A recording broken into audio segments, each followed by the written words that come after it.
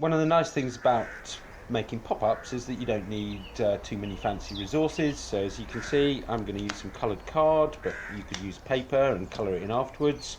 Got some scissors, I'm going to use some glue, anything like Yoo-hoo, bot stick, Pritt stick, even PVA wood glue will do, but if you're using thin paper with PVA, be careful not to apply too much because it will damage the paper. I'm going to use a craft knife as well, some simple rules about those to follow, and a ruler, and of course a pencil. So I'm going to start with a piece of A5 card, that's half a piece of A4 paper to the rest of us, and I'm going to fold it in half to make the basis of my card. There we go.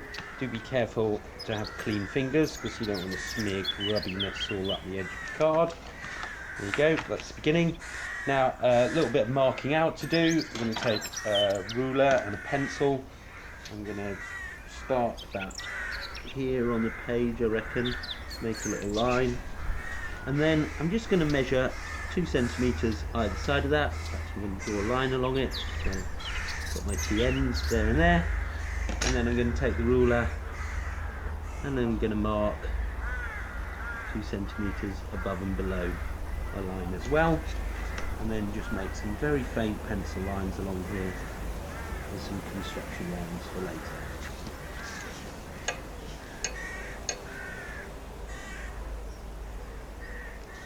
Now for the next step I'm going to use a craft knife.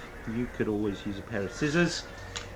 If you do use a craft knife, then first of all make certain you've asked permission, somebody knows you're doing it. Then make certain you've got something underneath to protect the fancy tabletop.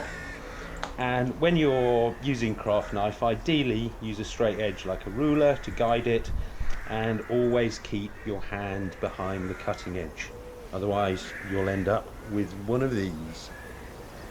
So I'm going to put a simple cut across my card here. There you go, job done. And now I need to do a little bit of scoring. Now scoring is about sort of cutting into the card a little bit but not all the way through so that it's easier to fold. I'm going to use the back of a craft knife to do that. You can use a sharp pencil, sharp hard pencil, a biro, even the back of a pair of scissors. Any object that's suitable to, that's going to impress into the card but isn't going to cut into it. Okay. And now there's just the trickiest part of making the card is obviously when I fold this I want these sections to fold out the other direction. So I'm going to tease that one out first. There you go, just fold it nicely and then tease the second one out like this. So this is the tricky bit. And then again, I certainly haven't got grubby fingers. Smooth it out. There we go. I wonder what this is going to become. So for the next one I'm going to use this piece of yellow card. You can see that I've cheated a little bit and done some pre-marking, but basically what I'm going to do is mark out exactly the same square that I did last time, only this time I'm actually going to cut right through the card all the way around.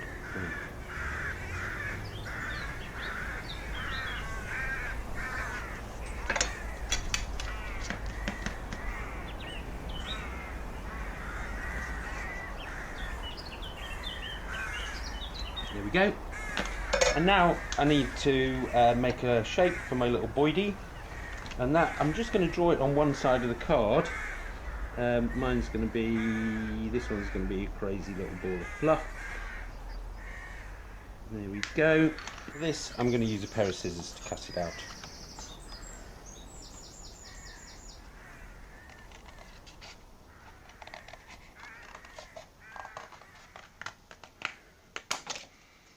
Okay, and by folding it in half before I cut it, I end up with a symmetrical shape.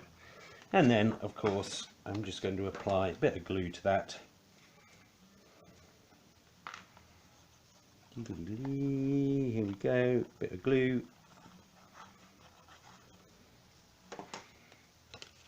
Place it down. And hey presto. There you go, I've got the beginnings of my Easter or springtime chick. Now, of course, you're free to add your own decorations, and in the inimitable words of Blue Peter, here's one that I prepared earlier.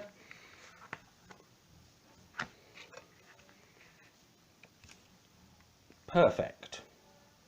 I also gave Year 7's a little template from Robert Sabuda to make a pop-up rabbit, and obviously if you've got a printer at home you can print out the template that I enclosed, but if you don't, then you can either trace it from the screen or draw it out for yourself. I'll just show you what it looks like laid out. The first thing to remember is that when it says glue here, it means glue here.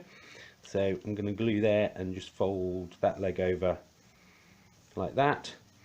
And then when you're assembling it, it's important to make certain that you get that crease line lining up with the crease line in your card. So you can see I've marked out the card here. Apply a bit more glue, stick it on, should lie flat when the card's completely flat, and then, hey presto, we have a pop-up rabbit. Enjoy!